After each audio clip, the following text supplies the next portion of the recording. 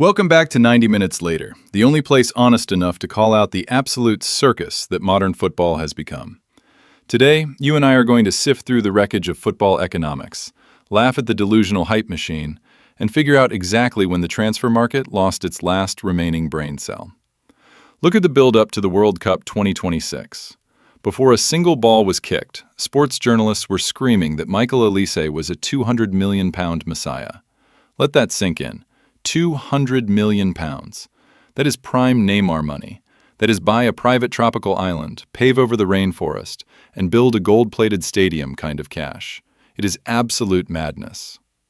The media desperately tried to sell us this kid as the undisputed crown jewel of France's new golden era, the heir to the throne.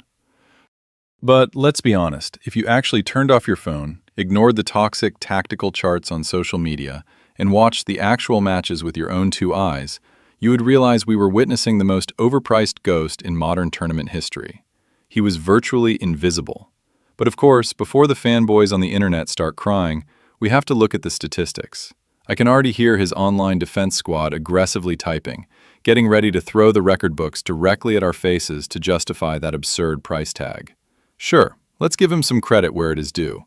Michael Olise racked up 7 assists during this World Cup, which technically broke the historic tournament record previously held by the absolute king of football himself, Pelé. On paper, that is mathematically impressive. You cannot sit here with a straight face and call a guy with 7 World Cup assists trash. I get it, but let's ask the real question here. Where on earth was this £200 million wizard when the pressure got turned up to maximum heat? When the stakes actually mattered, the grand illusion vanished, and we were left looking at a massive void on the pitch where a superstar was supposed to be. Think about it. In the Champions League semi-final second leg between Bayern Munich and Paris Saint-Germain, he completely ghosted. In the World Cup semi-final against Spain, he vanished off the face of the earth. And then, during the third-place playoff against England, with the scoreline sitting at a chaotic 4-3, he got a golden opportunity right in front of the net. All he had to do was tap it in. Instead, he absolutely blasted the ball straight into the Florida stratosphere. Look, when you carry a £200 million price tag, missing a sitter like that is not just a mistake. It is an absolute war crime against the very concept of finishing. To be completely fair, the football world is split right down the middle on this guy. The delusional optimists are already begging everyone to calm down, desperately screaming for us to remember a young Cristiano Ronaldo at Manchester United.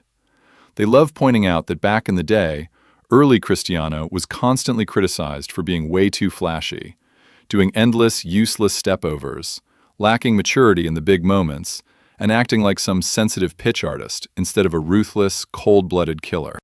According to them, Olise just needs a little time to trim that unnecessary artist fat from his style and finally learn how to make a decent decision. Then we have the Ousmane Dembélé comparison. Barcelona bought him for well over $100 million from Dortmund, wasted 4 injury-plagued years watching him struggle to put his shoes on, only for him to magically revive his career at Paris Saint-Germain and win a Ballon d'Or. Maybe Olise just needs to get thrown into a toxic, hyper-pressurized oven like Real Madrid or Barca to finally turn him into a real superstar. Sure, he is part of a flashy new generation alongside Lamine Yamal and Jude Bellingham. But while Bellingham is out there scoring 7 World Cup goals like a prime titan, Olise still looks like an unpolished, shiny rock wrapped in a ridiculous price tag. Look, the kid is not a bad player, but let's stop pretending he is prime Neymar.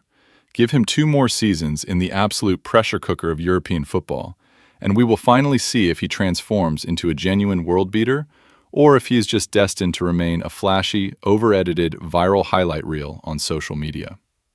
What do you think? Is Michael Olise actually worth £200 million, or has the transfer market completely shattered into a million pieces? Leave your thoughts below, smash that subscribe button, and whatever you do, do not pay $200 million for anything. See you next time on 90 Minutes Later. Peace out.